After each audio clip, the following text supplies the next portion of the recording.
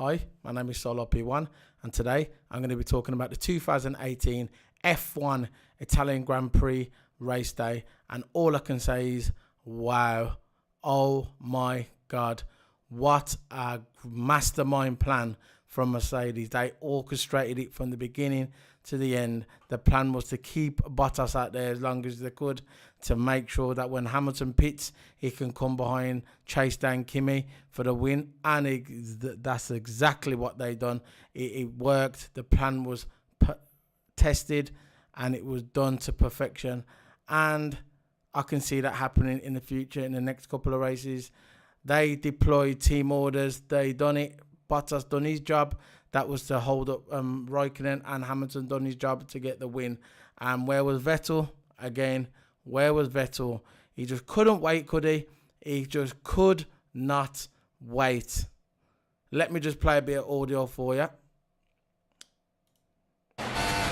Look at Hamilton alongside Vettel. Oh, so close. He'll struggle to get round there. They touch Martin. Hamilton and Vettel has been spun round. Disaster for Sebastian Vettel at the start of this race. He touched with Lewis Hamilton going through the chicane. Hamilton came off best. Sebastian Vettel losing places. He's down in 18th. 2 into 1 wouldn't go. There's just not enough space through there. But Hamilton hung it around the outside.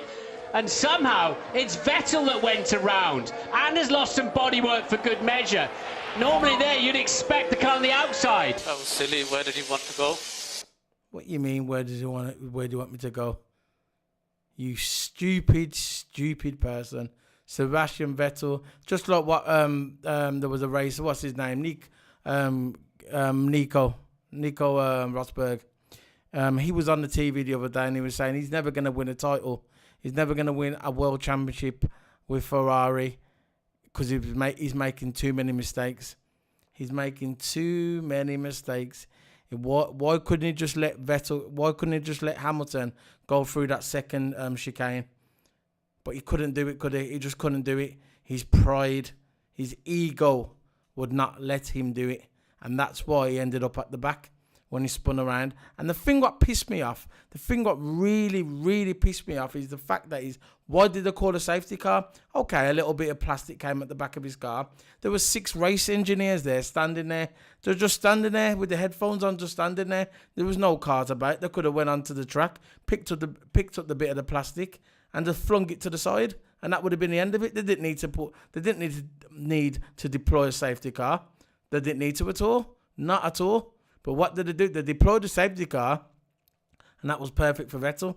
He came limbering back to the pit lane, changed his new nose, and it was all perfect for him. He still had to start at the back, but it worked in his favour. And another thing what they didn't pull up as well, Ted Kravitz pulled it up, Sky Sports announcer, very good announcer. I really like Ted because he's not really biased like the rest of them. He's neutral. He says that there was a pit incident on here. It was a pit incident. Yeah, it was an unsafe release from Ferrari. As Ferrari was unreleasing their gear, they were putting the new tyres on because they put soft tyres on Vettel because they thought maybe that he can go the whole race without pitting after this. They put the soft tyres on. And it says that it was an unsafe release because Sauber was trying to get out the pits and Ferrari was in the way. But nothing happened to Vettel. Nothing happened at all, just like the incident with Lewis Hamilton when he tried to crash. Well, he did crash into Lewis Hamilton, but he come out worse. Nothing happened there. They just put it down to a race incident. So again, the FIA and the stewards on Ferrari's side, but it didn't work. Did it? It didn't work. Mercedes' plan was a masterpiece. They had Kimi out. What was really good at the race, I think it was the second or third lap. Kimi come out there. Hamilton done him on the slipstream, and on the second slipstream, Raikkonen regained the lead, and that was absolutely amazing. This is why I watch F1. This is why I'm a big F1 fan, and this is why I come out every week to watch the races, review the races, because I really love it for moments like this when you got 2 top class drivers taking over each other. One takes over one, and the other one goes, nah, I'm not having that, and takes over another. I love it. This is what motorsport's all about. And as the race went on, Obviously, you could see what Mercedes' plan was. Obviously, Bottas was in 4th place, but I think he took over Verstappen. Hamilton was in 2nd place and Kimi was in 1st. Hamilton allowed him, I think, because for about at least 15 laps, he was in DRS zone, but he didn't bother to try and take him over. He was just like stalking Kimi, putting pressure on Kimi. And all of a sudden, the Mercedes engineers and the pit guys came out, pretended to pit one of the Mercedes guys. The Ferrari guys looked at the Mercedes guys, came out and pitted Kimi early. In my opinion, they pitted Kimi too early because they thought that Mercedes was going to pit, but obviously they never. They pitted Kimi too early, in my opinion, and they brought him in. And then obviously the 2nd place was now 1st for Lewis Hamilton. Lewis Hamilton came out in 1st place and he was running perfect. He said to the engineer, "I've got a lot of laps in me. I've got at least 8 or 9 laps. I'm good." So what happened? Lewis Hamilton started pulling the trigger, started getting fastest lap. Every couple of laps, he was getting fastest lap. That goes back to my point when I was saying about when Kimi was in front and Lewis Hamilton was in DRS zone for 8 or 9 laps. Basically, it was just allowing Kimi. He was just putting pressure on Kimi. He could have easily passed Kimi, but he was putting pressure on Kimi. So obviously, when Kimi went into the pits, he went out in front. Then Hamilton pulled the trigger. It was hammer time. Hamilton come out and started speeding. Kimi come out the pits, but Bottas was in front of him. So now you could see how the plan was planning out. You had Valtteri Bottas holding up Kimi. He was holding up Kimi for at least 10 laps. Hamilton pitted after his few laps after Kimi. Hamilton pitted. Hamilton came back out again. He was in 4th place. So you had Valtteri Bottas there. You had Kimi. And then Bottas was in front of Kimi. And Bottas was basically holding up Kimi for at least 6 laps just so Hamilton could catch up because Hamilton had the super soft tyres. So Hamilton was catching up Kimi. And as soon as Hamilton catched up Kimi, what happened? Bottas pitted. So the plan was perfect. So basically, for 8 or 9 laps, Kimi burnt his tyres trying to pass Valtteri Bottas because Bottas was blocking him off deliberately because he's a wingman of Hamilton.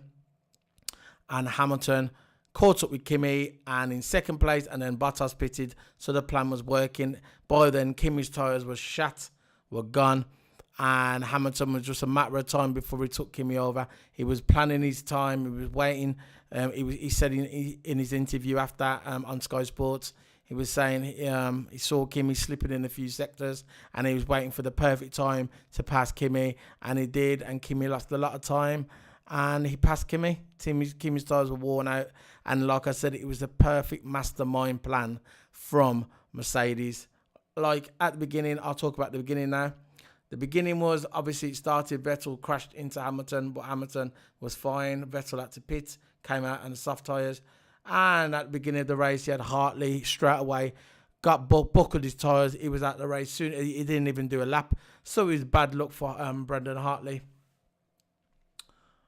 Yeah, and that's it, really. Hamilton got the win. It was Bottas done his job, team orders. You can see how the table looks now. Let's just knock it over. I'll put it over there for you. Hold on. As you can see. Yeah, as you can see, the orders. Let me just put that. Yeah, as you can see there. You got Lewis Hamilton on 256 points. And you got Sebastian Vettel on 226 points. That is now 30 points. 30 points between the two now. 30 points. There was 17 before, now 30. It was vital that Mercedes got something here in Ferrari land, Italy. It was vital because when they go to Singapore, that's not the best race for Mercedes. It's the way the car's shaped, the size of the car. The aerodynamics is not as good as, say, something like a Red Bull. This will favour more the Red Bull, but like they've said that before, anything can happen. But to make sure they needed to win the Italian Grand Prix, and they did. Surprisingly, I predicted that Kimi was going to win it. Kimi was going to win it. Second was going to be Hamilton maybe. And third, wishful thinking, Valtteri Bottas. But Bottas come third. Second was Kimi, and first Lewis Hamilton. He has equalled Michael Schumacher's record for 5 wins at the Italian Grand Prix. And it just seems like every week now that every week it seems like he's just checking every box. He's breaking every record what's around. Any record what's around to be broke, Lewis Hamilton is breaking them. And that's what it seems like to me. And congratulations to him. He's well deserved, the Lewis Hamilton. He's the best driver around today. He's one of the greatest drivers of all time. He's up there with your Sennas, the Schumachers, your Fagiols, your Jim Clarks, your Jackie Stewarts. He's up there with them. And it's like, what's his name? Nico Rosberg said it, like I said at the beginning. He's one of the greatest drivers of all time. And he proved it. There, if you want, there's the full championship lead there. Lewis Hamilton there, as you can see. Sebastian Vettel second, third Kimi Raikkonen, fourth Valtteri Bottas, fifth Max Verstappen, Daniel Ricciardo sixth, seventh Nico Hülkenberg, eighth Magnussen, ninth Sergio Perez, 10th Esteban Ocon, 11th Fernando Alonso, 12th Carlos Sainz, 13th Pierre Gasly, and 14th Roman Grosjean, and 15th Charles Leclerc, and 16th Stoffel Van Dorn, 17th Lance Stroll, and 18th Marcus Ericsson, 19th Brendan Hartley, and 20th Sergio Sarakin. So now the teams in constructions, we've got Mercedes here on first place, 415, and now they've got a 20-point gap. Before the race, it was like a 10-point gap, and now because of Ferrari getting 1 and 3, that puts up the construction points as well. So there's 25 points between them now. So that's a nice little comfortable lead. But again, at Singapore, it can change. But it doesn't matter what happened. If Lewis Hamilton, if he gets a DNF at Singapore, he may not get a DNF at Singapore, but you never know in this game. If he does get a DNF, he will still be in front. So winning that Italian Grand Prix, it was perfect for Mercedes. He's doing it. They've done it in the hometown of Ferrari like they did last year. This year, let's look at the beginning. If you watch my review on the qualifying,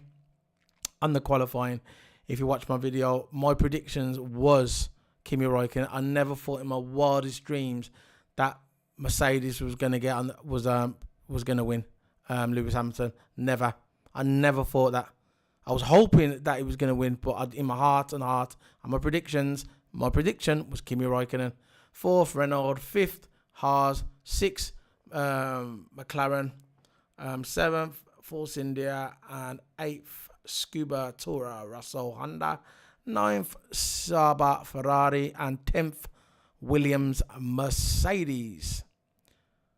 Now let's have a look at the races here. We've got the races here. Now we've got Australia. We've done that. These are the races that Australia Vettel won. As you can see, Bahrain, Vettel won that one. China, Daniel Ricciardo. Azerbaijan, it was Lewis Hamilton. That was a good race. That was the Azerbaijan. I remember that was, I think, Lewis Hamilton in 3rd place or 4th. And Vettel locked up. And Hamilton went into 2nd place.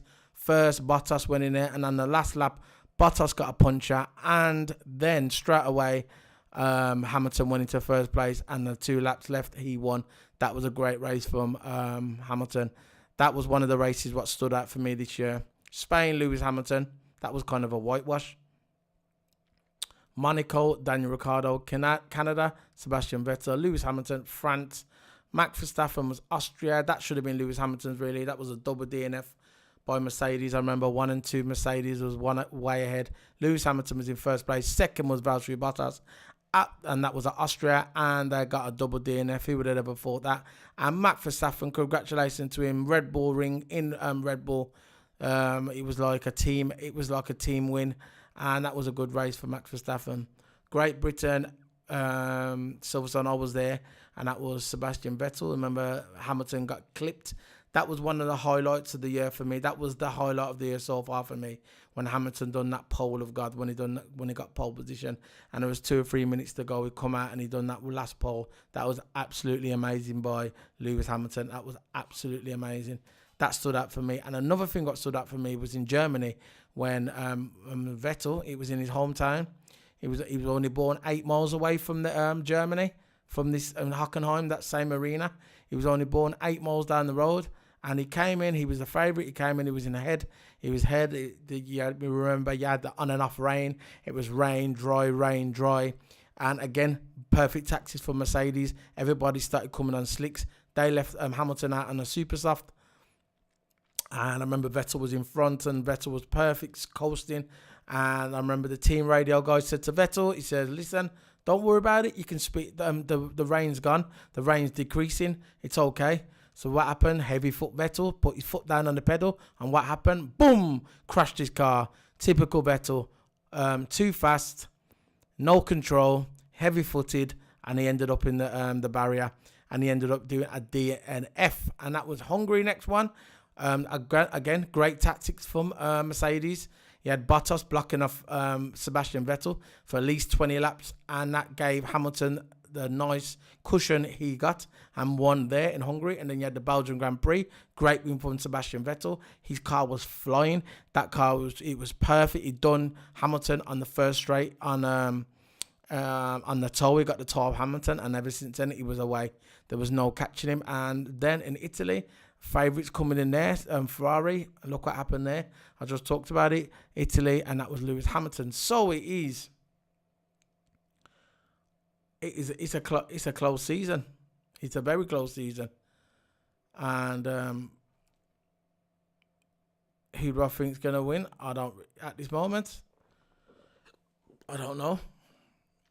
But it's looking towards. Look, it's changing all the time. I said the other day, I think he's going to win.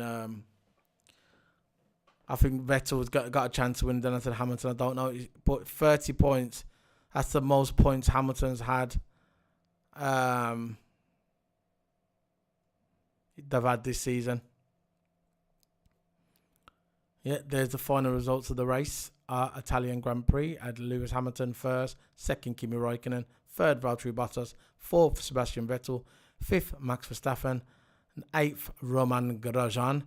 Esteban Ocon 6th, 7th Sergio Perez, 8th Carlos Sainz, 9th Lance Stroll, 10th Sergio Sorokin, 11th Charles Leclerc, 12th Stoffel Van Dorn, 13th Nico Hülkenberg, 14th Pierre Gasly, 15th Marcus Ericsson. He only done 20th Kevin Magnussen, 8th another DNF from Ricardo in there. Oh God, 21st. Another DNF from Fernando Alonso and another DNF from Brendan Hartley. So, that was my review. I might look into something. Let me just see what's on here. That was my review of the 2018 Italian Grand Prix. It was a good race. It was kind of a funny race as well, really, to be fair. But yeah, tomorrow I'll do some reviews on the Grand Prix. It's going to be not the Grand Prix, and some news, the rumours what are coming out now regarding Van Dorn. I know he's leaving McLaren, and there's a guy that's going to replace him. Probably everybody knows who it is now, but I'm going to do a video about it tomorrow. Yeah, and it's going to be quite good actually. The guy's going there. I never thought he was going there. Maybe I thought he was going to pick someone else, but I'll give you my final thoughts on the news and rumours and what I think is going to happen next. But yeah, it was a decent Grand Prix.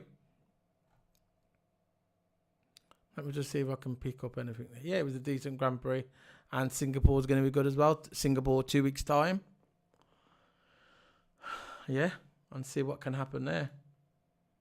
It's not really a track really for Mercedes. You know, but we don't know, do we? Let's open this, see if we can open this. See what can happen there. So I'm going to show you a bit of this video now. And this is a clip that I done. And this is the spin-off where the race changed. And that's it. And I'll leave you with that. Let's get it up. Let's cue this video. Look at Hamilton alongside Vettel. Oh, so close. He'll struggle to get round there. They touch Martin. Hamilton and Vettel has been spun round. Disaster for Sebastian Vettel at the start of this race. He touched with Lewis Hamilton going through the chicane. Hamilton came off best. Sebastian Vettel losing places. He's down 2 into 1 wouldn't go. There's just not enough space through there, but Hamilton hung it around the outside. And somehow it's Vettel that went around and has lost some bodywork for good measure. Normally there you'd So basically that's how it ended. So basically that's me signing out. Don't forget, hit the subscribe button, like, comment. Solo P1 on YouTube, Solo double underscore P1 on Instagram, Solo P1 on Twitter, and Solo underscore P1 on Twitch. Thank you very much, guys. This is Solo P1 talking about the 2018 F1 Italian Grand Prix race day. See you in 2 weeks. Bye.